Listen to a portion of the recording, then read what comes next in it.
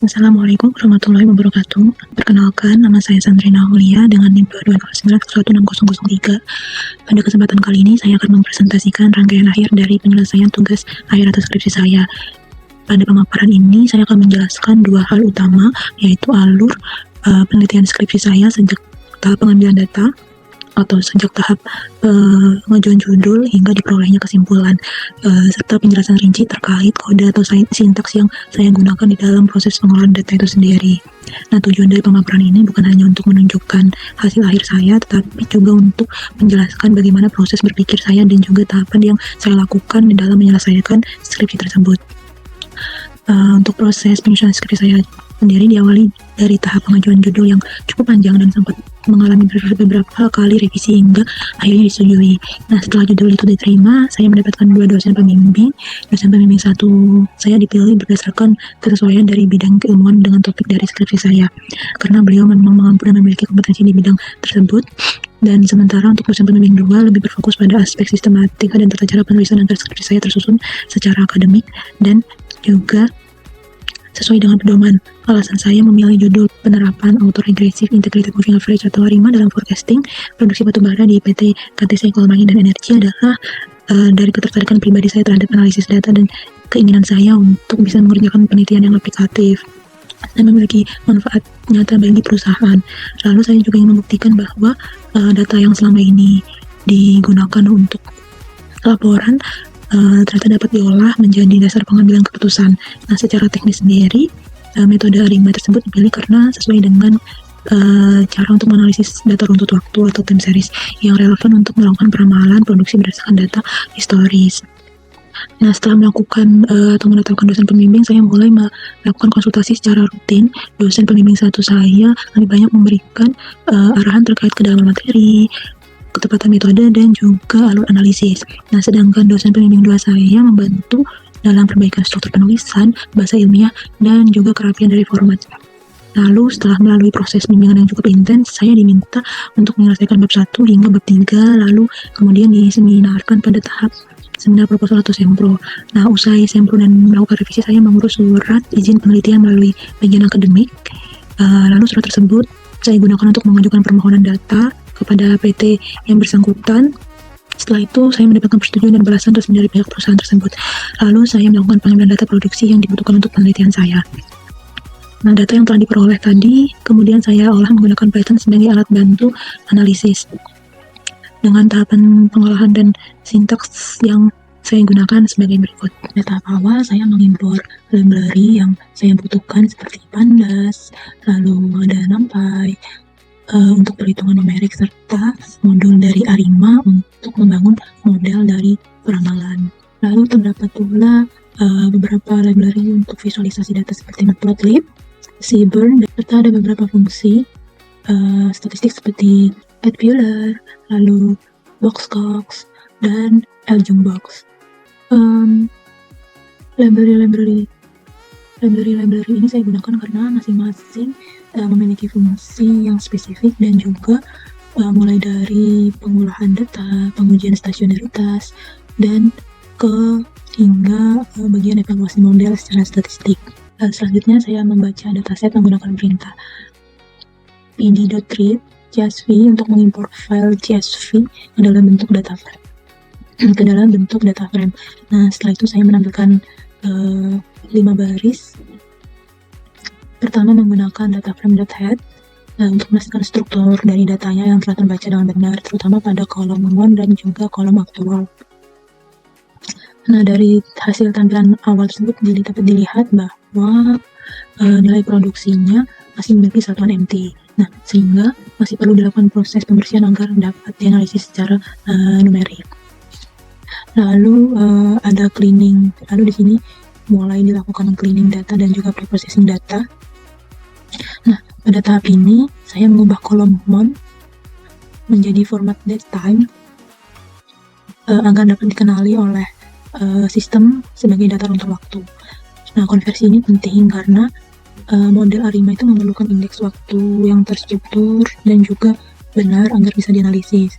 Nah, kemudian setelah dilakukan preprocessing data, Saya menghapus teks empty serta karakter dari non-angka menggunakan metode ini, str.replace, lalu mengkonversinya menjadi tipe numerik.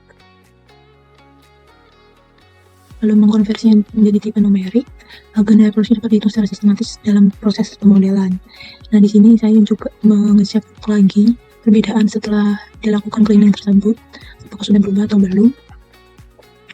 Nah, selanjutnya setelah berprocessing, saya menggunakan dataframe.info untuk memastikan tipe data apakah sudah sesuai, yaitu kolom month, tipe datetime, dan kolom aktual bertipe numerik.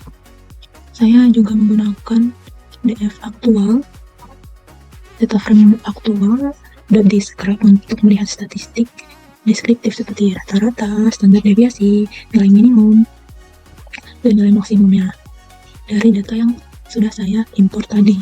Ini bertujuan untuk memahami karakteristik awal dari data sebelum bisa masuk ke dalam proses transformasi dan juga permodelan.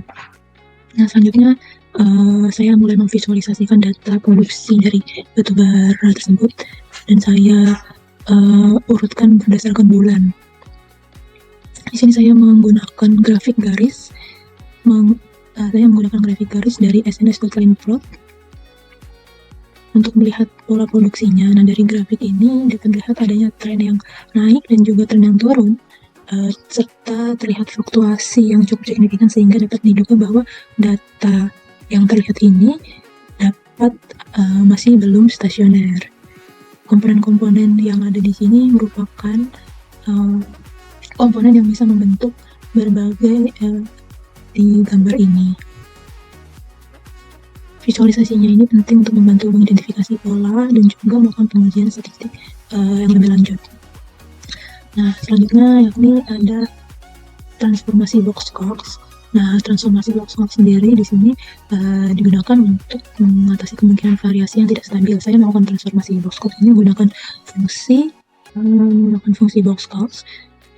Transformasinya ini bertujuan agar menstabilkan variasi data agar lebih mendekati asumsi dari stasioneritas itu sendiri. Yang mana syarat dari ARIMA itu adalah data harus bersifat stasioner.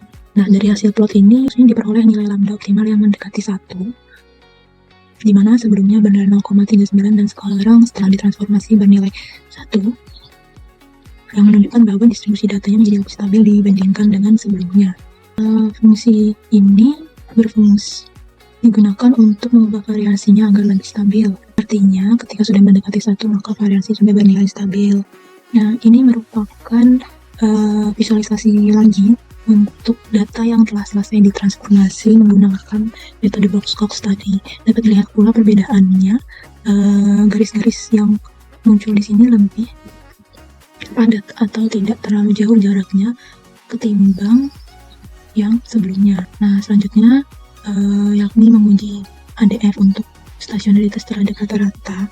Nah, pada langkah ini dilakukan untuk menguji apakah data yang sudah stasionaritas dalam bayangan menggunakan uji ADF, atau pada sintaks di bawah ini menggunakan fungsi add-viewer.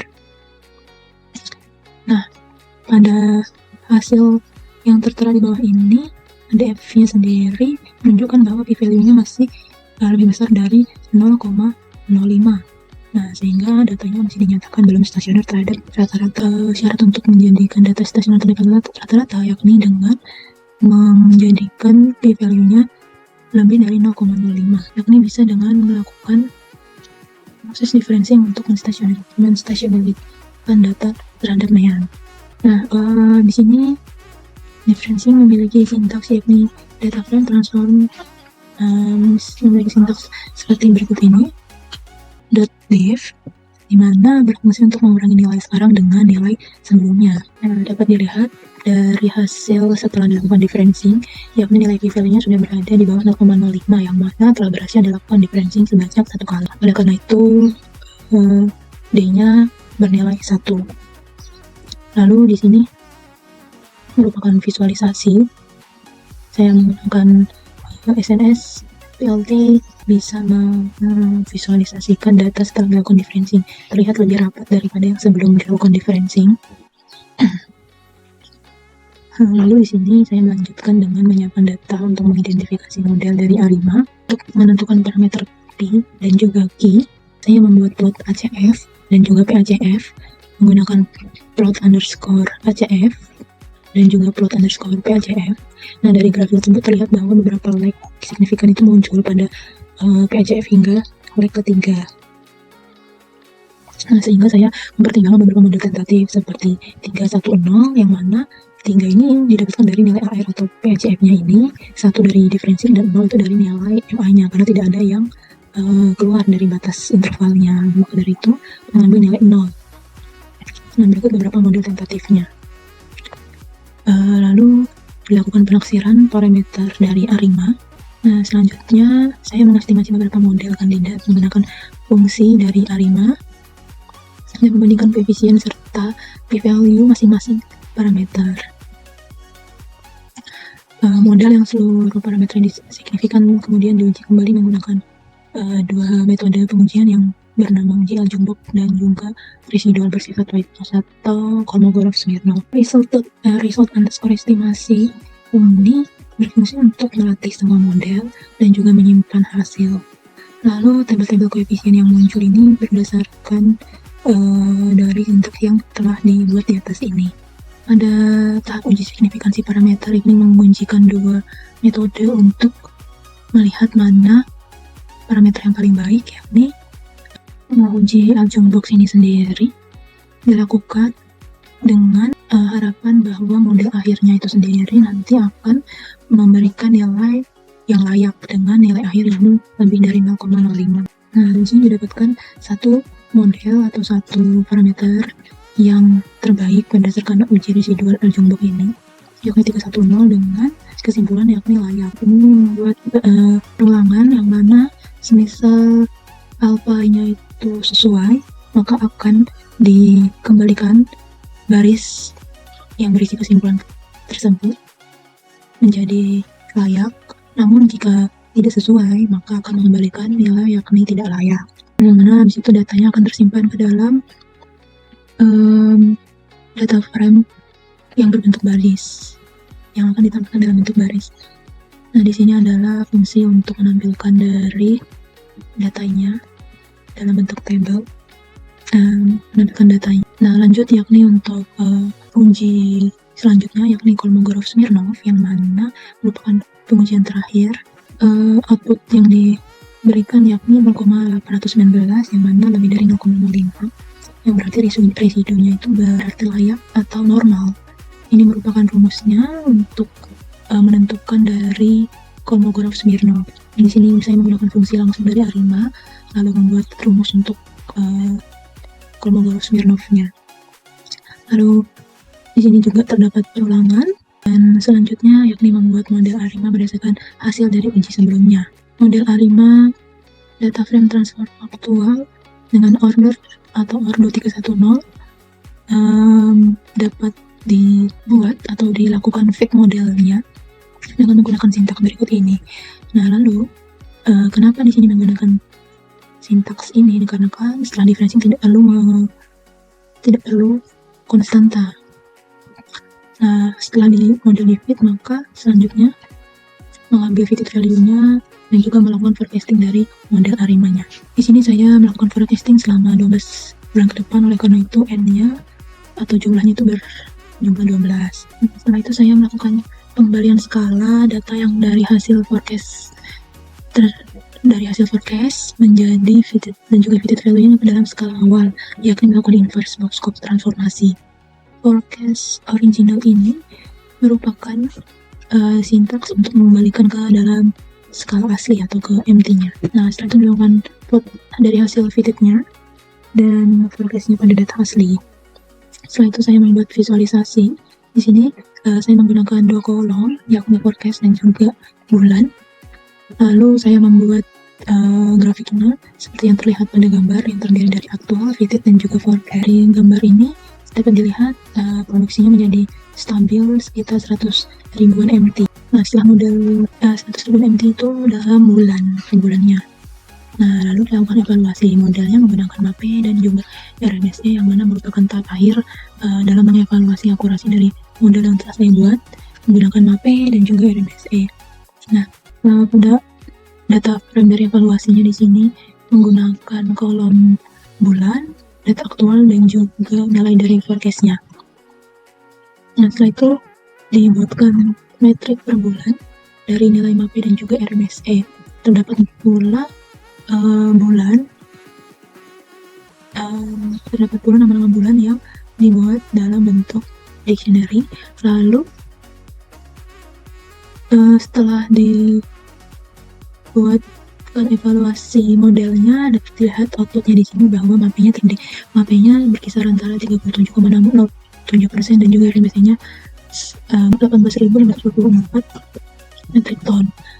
Nah, ini terdapat pula evaluasi model yang dibuat berdasarkan bulan. Nah, di sini mulai dibuat dipanggil yakni tabel evaluasi yang telah dibuat sebelumnya. Nah, setelah itu mengkonversi atau mendownload tabel evaluasi tadi ke dalam bentuk Excel. Setelah proses pengolahan dan analisis selesai, saya menyusun bab 4 dan juga bab 5. Kemudian melaksanakan sidang hasil. Nah, pada tahap ini saya menerima beberapa revisi terutama pada aspek penulis dan juga penyajian dari hasil, termasuk dari dosen penguji yang sebelumnya juga terlibat dalam sidang saya. Setelah melakukan perbaikan akhir, skripsi saya dinyatakan telah selesai. Maka kesimpulan dari penelitian ini menunjukkan bahwa penerapan dari metode ARIMA itu sendiri dapat digunakan untuk melakukan forecasting batubara, khususnya pada produksi secara sistematis, dan juga memberikan gambaran prediksi yang dapat berguna untuk mendukung perencanaan atau pengambilan keputusan dari perusahaan tersebut ke depannya. Oke, sebagai penutup melalui rangkaian proses yang telah saya jelaskan, mulai dari pengajuan judul hingga pengambilan data, pengolahan data, hingga interpretasi hasilnya, demikian yang dapat saya sampaikan. Terima kasih atas perhatian dan waktunya. Assalamualaikum warahmatullahi wabarakatuh.